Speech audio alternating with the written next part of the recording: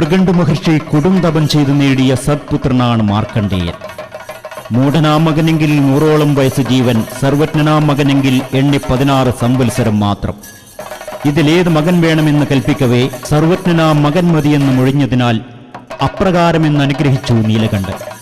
കാലം കഴിയവേ യമലോകത്ത് ചിത്രഗുപ്തൻ കണക്കുകൂട്ടി കാലനെ വിളിച്ച് കാര്യം നടത്താൻ കൽപ്പിച്ചു. കാലൻ പാശവും ത്രിശൂലവും കയ്യിലേന്തി മഹിഷപ്പുറത്തേറി ഭൂമിയിലിറങ്ങി. ശിവപ്രതിഷ്ഠയിൽ കെട്ടിപ്പിടിച്ച് തപം ചെയ്യും മാർക്കണ്ഡേയന്റെ നേർക്ക് കുരുക്കിട്ട കയർ ചുഴറ്റിയെറിഞ്ഞു. ശിവലിംഗമിളകി, മാനത്തിടിമുഴങ്ങി, പ്രപഞ്ചമാകെ ആടിയുലഞ്ഞു. കോപാകുലനായ പരമേശ്വരൻ പ്രത്യക്ഷനായി കാലന്റെ ധിക്കാരം കണ്ട് നെടിലത്തിലെ നേത്രം തുറന്ന് അഗ്നിജ്വാലകൾ അലറി വീണു. കാലൻ ഒരുപിടി ചാമ്പലായി. തൊഴുതു നിൽക്കും മാർക്കണ്ഡേയനിൽ സംപ്രീതനായി എന്നും 16 വയസ്സെന്ന് അനുഗ്രഹിച്ചു മറഞ്ഞു. കാലനില്ലാത്ത കാരണത്താൽ ഭൂമിയിൽ മർത്യന്മാരും മരണമില്ലാത്തവരായ കാലത്ത് കാലാന്തകൻ സ്വന്തം പെരുവിരലിൽ നിന്നും മറ്റൊരു കാലനെ സൃഷ്ടിച്ചു. കയ്യിലേന്താൻ തൃശൂലവും പൊന്മണിയും കനിഞ്ഞു നൽകി. പരമേശ്വരൻ പുനഃസൃഷ്ടി നടത്തിയ കാലനാണത്രേ ഗുളികൻ ദൈവം. ശിവന്റെ വേഷപ്പകർച്ചയാണ് ഗുളികൻ. കൈലാസത്തിന്റെ തൃക്കൈ വിരലിൽ നിന്നും ജന്മം കൊണ്ട ഗുളികന് സ്ഥാനങ്ങളനുസരിച്ചാണ് ശക്തി. കയ്യിൽ തൃശൂലവുമേന്തി ജ്വലിക്കുന്ന കണ്ണുരുട്ടി കോമ്പല്ലുകാട്ടി അട്ടഹസിക്കുന്ന ഗുളികൻ രൗദ്രമൂർത്തിയാണ്. അഭീഷ്ടകാര്യത്തിന് കോഴിയാണ് നേർച്ച. വേറിട്ട മൊഴികളോടെ തിമർത്താടുന്ന ഗുളികൻ ദൈവം.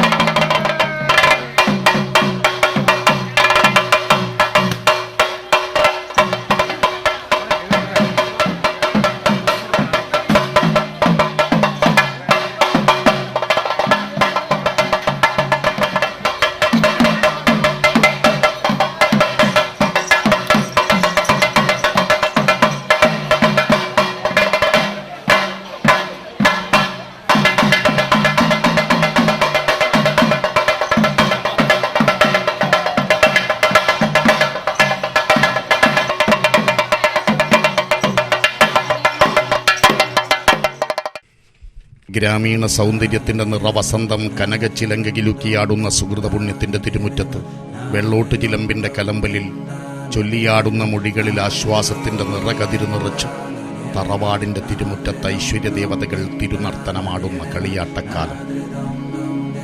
ധർമ്മനീതിയുടെ അടയാളങ്ങളായ തെയ്യങ്ങൾ ആചാരങ്ങളുടെയും അനുഷ്ഠാനങ്ങളുടെയും വിശ്വാസത്തിന്റെയും കലാപാരമ്പര്യത്തിന്റെയും പൂർണ്ണ സ്വരൂപങ്ങളാണ്.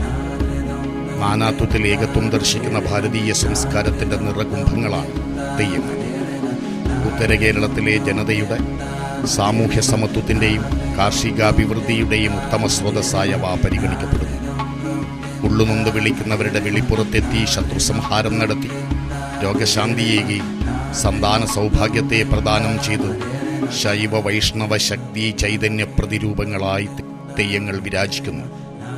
ചീന്തിയെടുത്ത ഓലക്കീറുകൾ ആടയാഭരണങ്ങളാക്കി ഭൂമിയിൽ നിന്ന് കുറുക്കിയെടുത്ത രസക്കൂട്ടുകൾ മുഖത്തും മാറത്തും തേച്ചു പിടിപ്പിച്ച് ഉഗ്രമൂർത്തികളായ ദൈവകോലങ്ങൾ നിറഞ്ഞാടുമ്പോൾ നാസ്തികന്മാർ പോലും നമ്രശിരസ്കരാകുന്നു. നടനചാരുതയോടെ, മുഖത്തെഴുത്തിൻ്റെ ശോഭയോടെ, വാഗ്വൈഭവത്തോടെ മുറുകിയുറയുന്ന ചെണ്ടയുടെ ദ്രുതതാളത്തിന് ചുവടുത്ത് ദൈവകോലങ്ങൾ തിരുമുറ്റത്ത് ചുവടുവെക്കുന്ന അസുലഭ വേളയാണ് കളിയാട്ടങ്ങൾ.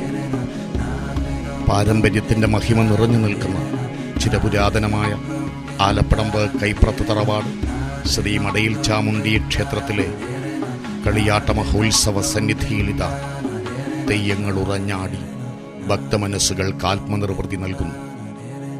കൂട്ടുകുടുംബ സമ്പ്രദായം അണുകുടുംബങ്ങൾക്ക് വഴിമാറിയപ്പോൾ കുറ്റിയറ്റുപോയതാണ്. പാരമ്പര്യത്തിൻ്റെ മൂപ്പിളമ കാലദേശാതീതമായി കൊമ്പിട്ട് അനുഗ്രഹം തേടിയിരുന്ന നമ്മുടെ തറവാടുകൾ. തറവാടി, തറവാട്ടിൽ പിറന്നവൻ എന്നൊക്കെയുള്ള പ്രശംസകൾ നിർലോഭം ഏറ്റുവാങ്ങിയിട്ടുണ്ട് നമ്മുടെ പൂർവികർ. എന്നാൽ ഇമെയിലും യൂട്യൂബും ഫേസ്ബുക്കും വാട്സപ്പും നയിക്കുന്ന ഇൻ്റർനെറ്റിൻ്റെ പുതിയ കാലത്ത് വല്ലാതെ നമ്പരം അനുഭവിക്കുന്ന മനുഷ്യർ ഏറി വരുന്നുണ്ട്.